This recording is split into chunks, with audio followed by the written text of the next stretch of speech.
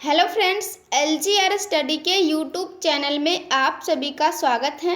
दोस्तों, आज का यह वीडियो आप लोगों के लिए काफ़ी महत्वपूर्ण होने वाला है, क्योंकि आज के इस वीडियो में हम 12th बोर्ड परीक्षा के बेहतर तैयारी के लिए होम साइंस के मॉडल पेपर को देखने वाले हैं, जो काफ़ी महत्वपूर्ण है, क्योंकि सेम इस तरह से ऐसा ही क्वेश्चन आपके बोर्ड एग्जाम में पूछा जाएगा। और जितने भी साथी अभी तक LGR स्टडी ऐप डाउनलोड नहीं किए हैं तो ज़रूर डाउनलोड कर लीजिए। इस वीडियो के डिस्क्रिप्शन में लिंक दिया गया है। तो चलिए शुरू करते हैं। पहले हम लोग ऑब्जेक्टिव प्रश्न देखेंगे, फिर सब्जेक्टिव। तो चलिए शुरू करते हैं। आज का पहला महत्वपूर्ण प्रश्न, कृषि में कीटनाशकों, रसायनों तथा उर्वरकों के अधिक प्रयोग से किस प्रकार का प्रदूषण होता है? मिट्टी प्रदूषण, ध्वनि प्रदूषण, वायु प्रदूषण या इनमें से कोई नहीं। दोस्तों, आप लोग को बता दें, यहाँ पे जो सही आंसर होगा ये आपका बिल्कुल ही सही आंसर होगा, क्योंकि कृषि में कीटनाशकों, रसायनों तथा उर्वरकों के अधिक प्रयोग से मिट्टी प्रदूषण होता है। अगले प्रश्न की ओर बढ़ते हैं और अगला 2 नंबर प्रश्न है, इनमें से किस पर रेडियोधर्मी प्रदूषण का प्रभाव पड़ता है? मनुष्य, जीव जंतु, वनस्पति या इनमें से सभी। दोस्तों, आप लोग को बता दें, इन सभी में से जो सही आंसर होगा डी आपका बिल्कुल ही सही आंसर होगा, क्योंकि रेडियोधर्मी प्रदूषण इनमें से सभी पर प्रभाव पड़ता है। अगले प्रश्न की ओर बढ़ते हैं और अगला 3 नंबर प्रश्न है, ग्रामीण क्षेत्र में जल प्रदूषण का कारण है। इस प्रश्न के द्वारा पूछा जा रहा है कि ग्रामीण क्षेत्र में जल प्रदूषण का क्या कारण है? वनों की कटाई, औद्योगिक कचरे को नदी में बहाना, कीटनाशक का प्रयोग या इनमें से कोई नहीं। दोस्तों, आप लोग को बता दें, यहाँ पर जो सही आंसर होगा बी आपका बिल्कुल ही सही आंसर होगा, क्योंकि ग्रामीण क्षेत्र में जल प्रदूषण का कारण औद्योगिक कचरे को नदी में बहाना है। अगले महत्वपूर्ण प्रश्न के बढ़ते हैं और अगला 4 नंबर प्रश्न है, इनमें से वायु प्रदूषण के कारण होता है। इस प्रश्न के द्वारा पूछा जा रहा है कि इनमें से वायु प्रदूषण के कारण क्या होता है? फेफड़े का कैंसर, आँखों में जलन, उल्टी या इनमें से सभी। दोस्तों, आप लोग को बता दें, यहाँ पे जो सही आंसर होगा डी आपका बिल्कुल ही सही आंसर होगा, क्योंकि इनमें से सभी वायु प्रदूषण के कारण होता है। अगले प्रश्न की ओर बढ़ते हैं और अगला 5 नंबर प्रश्न है, FPO मार्क वाला खाद्य पदार्थ है। इस प्रश्न के द्वारा पूछा जा रहा है कि FPO मार्क वाला खाद्य पदार्थ कौन है? जैम, तेल, बेसन या घी। दोस्तों, आप लोग को बता दें, यहाँ पर जो सही आंसर होगा ये आपका बिल्कुल ही सही आंसर होगा, क्योंकि जैम FPO मार्क वाला खाद्य पदार्थ है। अगले प्रश्न की ओर बढ़ते हैं और अगला 6 नंबर प्रश्न है, परिवार में प्रति माह अर्जित होने वाली आय को कहते हैं? प्रत्यक्ष आय, सामूहिक आय, पारिवारिक आय या वास्तविक आय। दोस्तों, आप लोग को बता दें, यहाँ पे जो सही आंसर होगा सी आपका बिल्कुल ही सही आंसर होगा, क्योंकि परिवार में प्रति माह अर्जित होने वाली आय को पारिवारिक आय कहते हैं। अगले प्रश्न की ओर बढ़ते हैं और अगला 7 नंबर प्रश्न है, इनमें से कौन पारिवारिक बजट नहीं है? संतुलित बजट, घाटे का बजट, बचत का बजट या इनमें से सभी। दोस्तों, आप लोग को बता दें, इन सभी में से जो सही आंसर होगा डी आपका बिल्कुल ही सही आंसर होगा, क्योंकि इनमें से सभी पारिवारिक बजट नहीं है।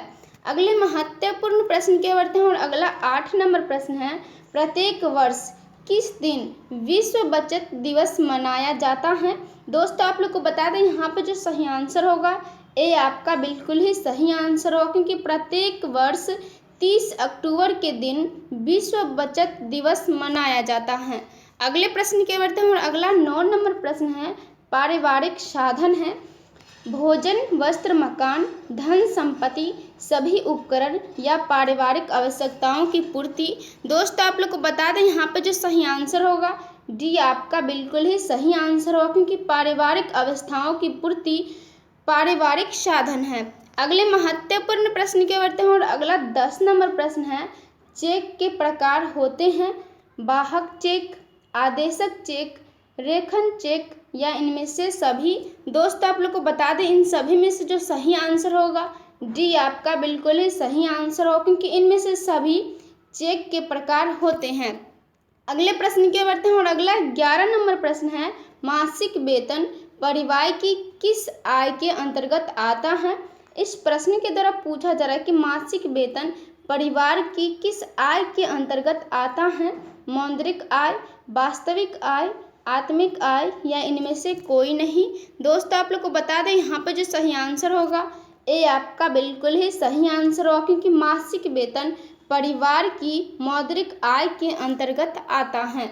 अगले प्रश्न के बढ़ते हैं और अगला 12 नंबर प्रश्न है, बैंक के खातों के प्रकार होते हैं बचत खाता तथा आवर्ती खाता, निश्चित अवधि जमा खाता, चालू खाता या इनमें से सभी।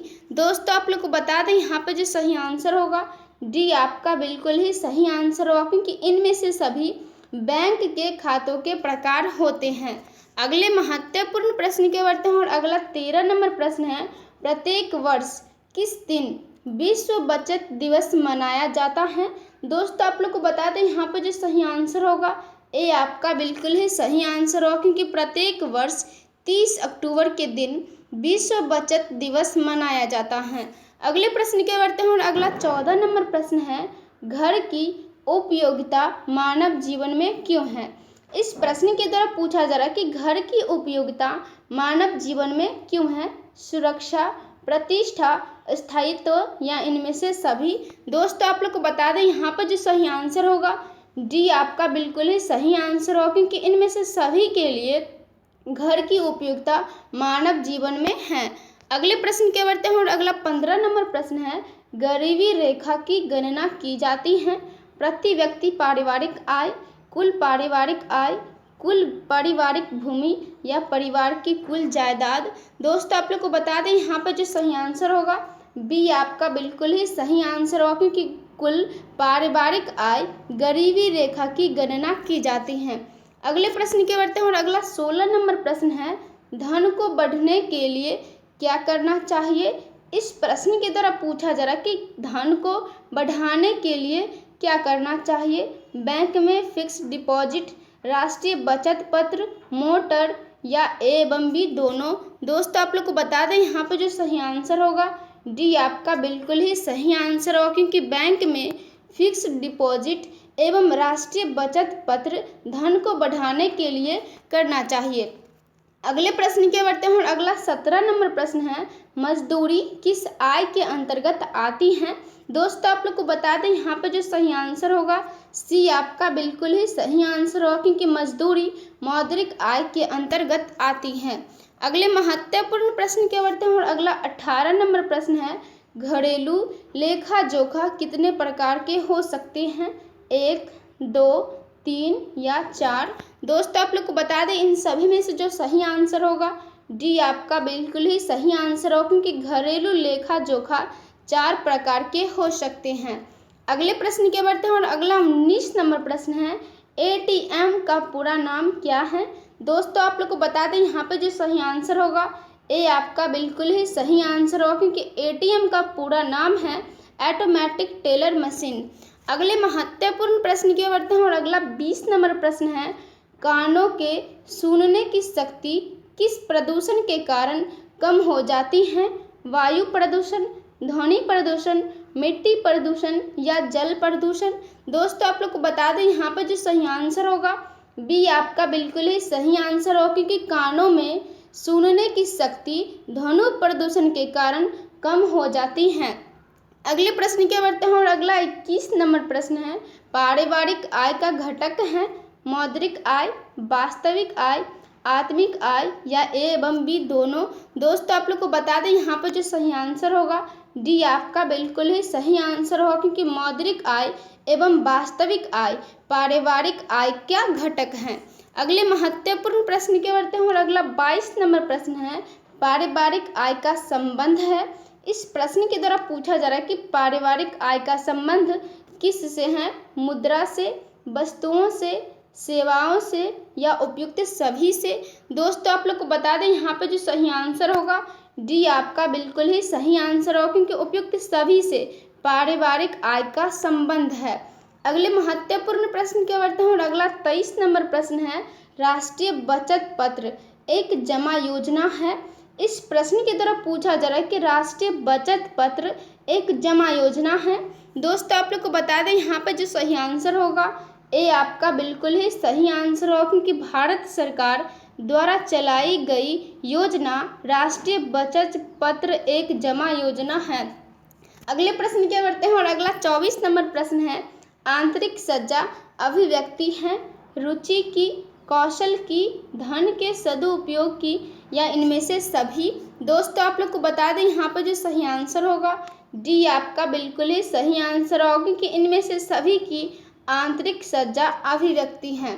अगले प्रश्न की ओर बढ़ते हैं और अगला 25 नंबर प्रश्न है, निम्न में से कौन प्रत्यक्ष वास्तविक आय है।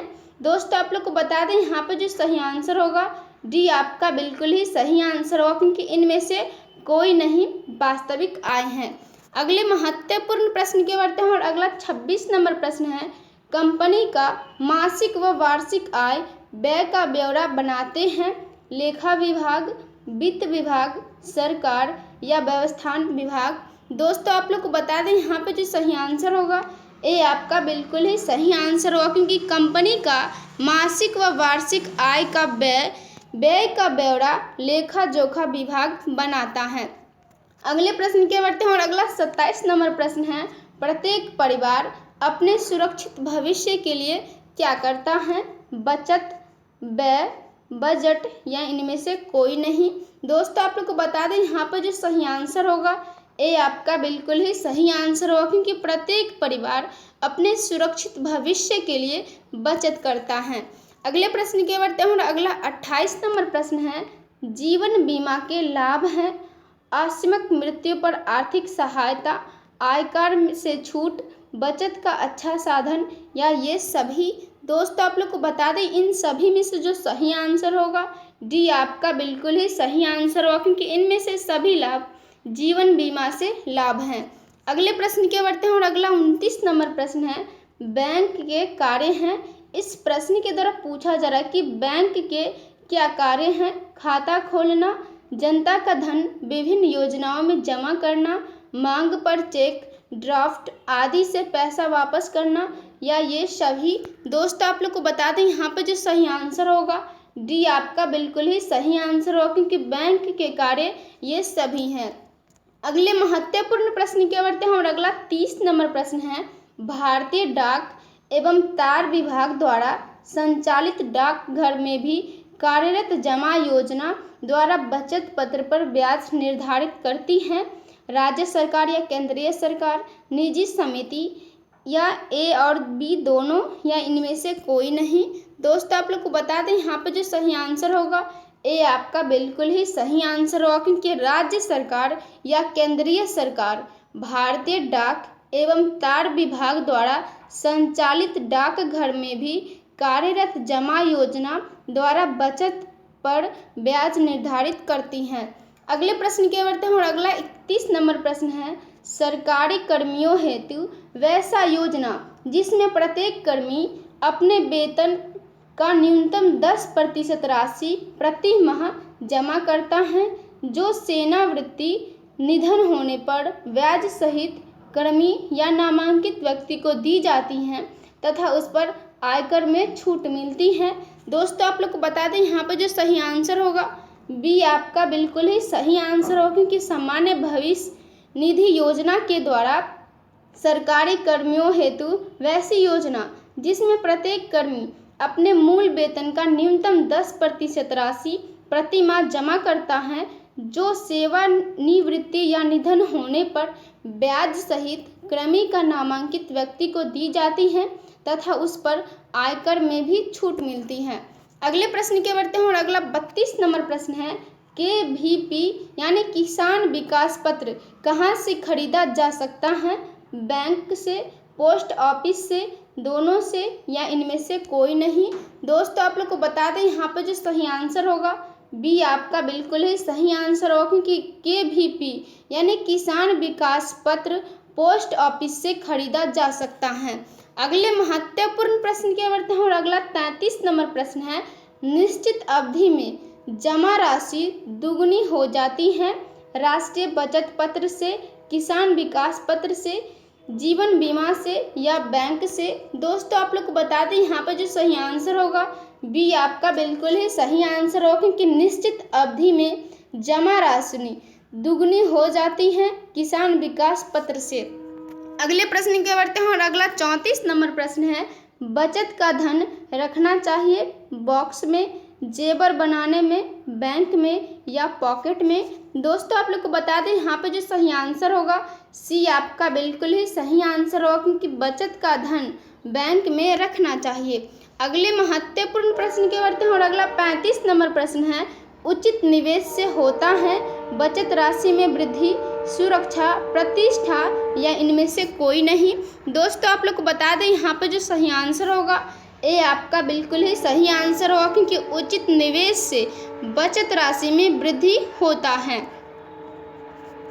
तो दोस्तों आज के लिए इतना ही रखते हैं। आज का वीडियो कैसा लगा कमेंट के माध्यम से ज़रूर बताइए, और जितने भी लोग LGRS स्टडी ऐप डाउनलोड नहीं किए हैं तो ज़रूर डाउनलोड कर लीजिए, क्योंकि इस ऐप में आपको सभी विषय का VVI objective question, subjective question, quick revision notes, model paper, class note एवं ऑनलाइन टेस्ट की भी सुविधा है बिल्कुल फ्री में। तो आज के लिए इतना ही रखते हैं, मिलेंगे अगले वीडियो में। तब तक अपना ख्याल रखिए और LGRS स्टडी देखते रहिए।